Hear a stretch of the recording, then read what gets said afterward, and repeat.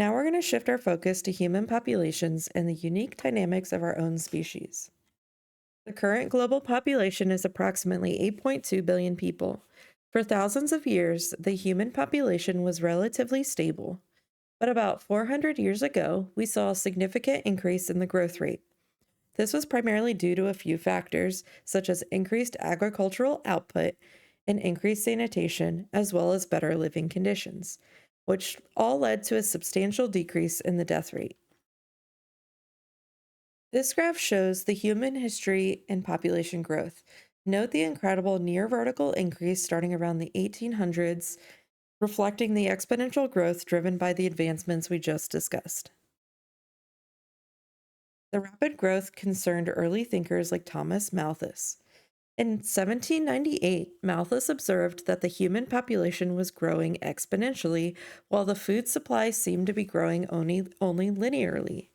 He theorized that the population's size would eventually exceed the food supply and lead to a widespread famine and societal collapse. So far, technological advancements like the Green Revolution have prevented this Malthusian catastrophe from happening. However, scientists do not currently know the carrying capacity of the Earth for humans. We don't know Earth's carrying capacity because our impact isn't just about numbers or our population, but about how we live, things like affluence and technology. We've continually raised the carrying capacity through innovation, specifically by finding new energy sources, increasing crop yields, and controlling diseases. In population science, we use specific rates to track change, typically per 1,000 individuals per year. Crude birth rate, or CBR, is the number of births per 1,000 individuals in a year. Crude death rate, or CDR, is the number of deaths per 1,000 individuals per year. To calculate the population growth rate as a percentage, we use this simple formula.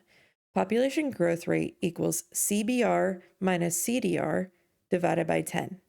For example, if the CBR is 6 and the CDR is 2, the growth rate is 0.4% per year. A useful approximation called the rule of 70 can estimate how long it will take for a population to double in size. Doubling time equals 70 divided by the growth rate as a percentage. We use 70 because it's a convenient approximation of the natural logarithm of 2 multiplied by 100. If a population has a 14% annual growth rate, its doubling time is 70 divided by 14, which equals about 5 years. Several factors heavily influence a country's population growth trajectory. Total fertility rate, or TFR, is the average number of children each woman in the population is estimated to bear during her childbearing years. Replacement level fertility, the TFR, required to offset the average number of deaths so the population size can remain stable. In developed countries, this is typically around 2.1. Life expectancy is the average number of years an infant born in a given year in a country is expected to live. As you can see on the graph, global average life expectancy has more than doubled since 1900. Infant mortality rate, IMR, is the number of deaths of children under 1 year of age per 1,000 births. This is a strong indicator of a country's healthcare and sanitation levels. This map visually represents the total fertility rate around the world. Generally, the highest TFRs, the darker colors, are concentrated in Africa, indicating high birth rates and rapid population growth in those areas. This map shows the infant mortality rate. Notice the darker colors representing the highest IMRs largely correlate with the areas of high TFR, highlighting the link between lower levels of development and higher rates of infant death. Age structure diagrams, also called population pyramids, are visual representations of the number of individuals within specific age groups, typically separated by sex. The shape of the pyramid tells you a lot of the population's future. A wider base means there are more young people, which indicates the population is increasing, leading to rapid growth. A base that is roughly the same width as the middle suggests a stable or slow growing population. A base that is narrower than the middle indicates a declining population with fewer young people to replace the older generations. The theory of demographic transition is a model that describes the historical shift in population patterns as societies develop. It's characterized by a move from high birth and death rates to low birth and death rates. Phase one is characterized by slow population growth. This is typical of countries just beginning to modernize. High birth rates and high death rates result in not much change in the overall population. Life expectancy is low, and the IMR is high due to disease, poor sanitation, and lack of health care. The population pyramid shows a very wide base and a rapid drop off. Phase two is marked by rapid population growth. Death rates fall rapidly, but birth rates remain high, leading to a large natural increase. The country modernizes, better sanitation, clean drinking water, and increased access to food and healthcare, which lead to a decrease in the IMR and CDR.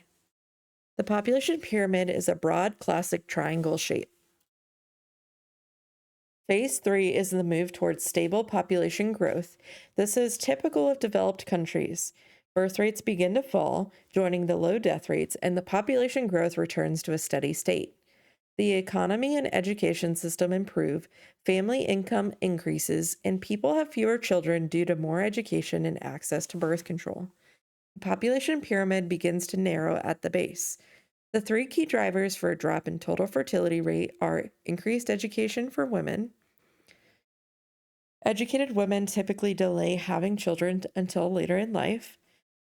The second would be increased economic opportunity for women. Women entering the workforce often choose to have fewer children. And the third being increased access to family planning and contraception. Access to birth control is a direct way to reduce the number of births. Phase four is where the population experiences declining growth. Note the model sometimes includes a fifth stage showing a population actually shrinking. In stage four, births are less than deaths, leading to a declining overall population. These countries have a high level of affluence, economic development, and high rates of family planning. They often have fewer young people and a greater proportion of elderly individuals, which can present economic challenges. The population pyramid is pillar shaped or even inverted. Countries in stage four face distinct socioeconomic problems due to an aging population. They struggle with worker shortages, high costs for elderly care, and a decline in the tax base supporting the infrastructure and retired population. Finally, we'll connect human population to the environmental impact. The per capita ecological footprint measures the effect of affluence on the planet. Generally, increased affluence correlates with an increased ecological footprint. The IPAT equation is a way to estimate the impact of human lifestyle on the environment. You get the impact by multiplying population, affluence, and technology factors together. Gross domestic product, or GDP, is the value of all products and services produced in 1 year in one country. This often correlates with pollution levels. In the IPAT equation, technology can be a double-edged sword.